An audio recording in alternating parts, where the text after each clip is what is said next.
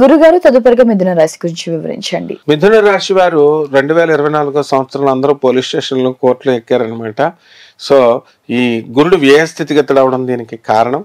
అది కంటిన్యూ అవుతుంది ఇంకా 2025లో. అయితే వృత్తి వ్యాపార ఉద్యోగ విషయాలలో బ్రహ్మాండంగా ఉంటుంది. ఆదాయానికి కొదవలేదు, డబ్బులు ఎలాగైనా వచ్చేస్తాయి చక్కగా. వీళ్ళు భర్తలకు కూడా సహాయం చేయరు, స్పెషలిస్టులు అనమాట వీళ్ళు. తర్వాత they are called as butterflies అంటాం మనము. కాబట్టి స్థిరమైన ఫ్రెండ్స్, స్థిరంగా ఉండే ఆలోచనలు ఉండవన్నమాట. చంచలత్వం ఎక్కువగా ఉంటుంది. ఈ సంవత్సరం జనవరి నెల కూడా అలాగే కంటిన్యూ అవుతుంది. అందరూ పుట్టిళ్ళకు పోతారు, అత్తగారిళ్ళకి పుట్టిళ్ళకి వెళ్ళిపోయి చక్కగా బంధుమిత్రులతో ఎంజాయ్ చేస్తారు. అసలే మిథున రాశి వాళ్ళు ఎంజాయ్మెంట్ పురుషులు. వీళ్ళు ఇంకా డబల్ ఎంజాయ్మెంట్, శుభ్రంగా తాగుడు అనమాట. అందువలన ఈ యొక్క కోడి పందాలలో పాల్గొనడము, వీటిల్లో బంధువులతో బిజీగా ఉంటూ స్నేహితుల్ని మర్చిపోవడము, ఇలాగ అన్ని కూడా ఈ యొక్క రాశిలో జరుగుతుంది. పిల్లల చదువు అటకెక్కుతుంది. వీళ్ళు చుట్టాలతోనే తిరగడం సరిపోతుంది. గోల్స్ మాత్రం పెద్ద పెద్ద గోల్స్ పెట్టుకుంటారు. మేము మా పిల్లల్ని చదివించాలా, అది చదివించాలా, మేము ఇలా అవ్వాలా, అలా ఇవ్వాలా అని. అయితే ఊహించనిటువంటి విధానములో వీళ్ళు పోలీస్ స్టేషన్లు ఎక్కడం జరుగుతుంది. వీళ్ళంతకు వీళ్ళగా ఏం తప్పులు చేయరు, ఎవరో వచ్చి ఇరికిచ్చేస్తారనమాట. కాబట్టి ఇది మాత్రం తథ్యం. కోర్టులకు, పోలీస్ స్టేషన్లు, బంధుమిత్రులు కొంచెం వాళ్ళ మధ్య కొంచెం దూరము, డిస్టెన్స్ అనేది పెరుగుతుంది. ఆస్తుల పెంపకాల వల్ల, ఆస్తుల పంపకాల వల్ల వీళ్ళకి డిస్టెన్స్ అనేది వస్తుంది. రైతుల పరిస్థితి బాగుంటుంది. దూరంగా ఉన్నటువంటి ఆర్మీ వాళ్ళకి లీవులు దొరుకుతాయి. వాళ్ళు కూడా కోడిపందాలు ఆడుకోవడానికి వచ్చేస్తారు, ఆంధ్ర వచ్చేస్తారనమాట. అలాగే ఈ తమిళనాడులో మనకు జరిగేటటువంటి ఎద్దుల పందాలు ఉంటాయి. వీటిలో పాల్గొడితే వృషభ రాశి వారికి అసలే బాగుండలేదు, జబ్బలు ఊడిపోతున్నాయి.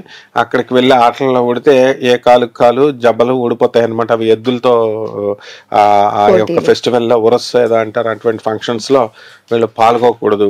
రాజకీయ నాయకులకి మంత్రి చక్కగా నామినేటెడ్ పోస్టులు, ఇతర పోస్టులు రావడానికి అవకాశాలు ఉన్నాయి. అన్ని విధాలుగా ఈ మిథున రాశి వారి ఆడవాళ్ళకి మనశ్శాంతి ఎక్కువైపోతుంది, ఇండివిజువాలిటీ ఎక్కువైపోతుంది. బాగుంటుందమ్మా.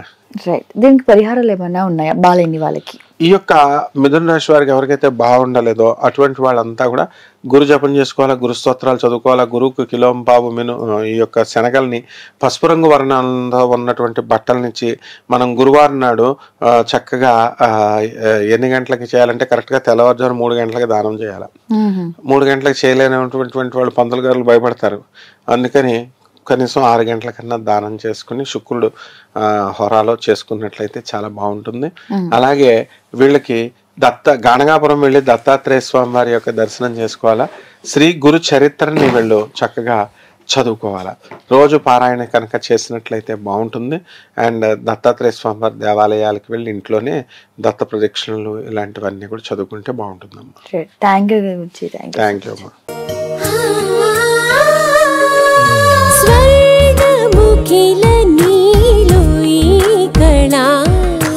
వజ్రవైడూర్యాలంకరణం మణిహారం మహాద్భుతం సంతోషమే ప్రతిక్షణము ఇక శుభప్రదముగా నీవు రాగసిరుల వేడుక సంతోషం ప్రతిక్షణం. మానిపల్లి జ్యువెలర్స్.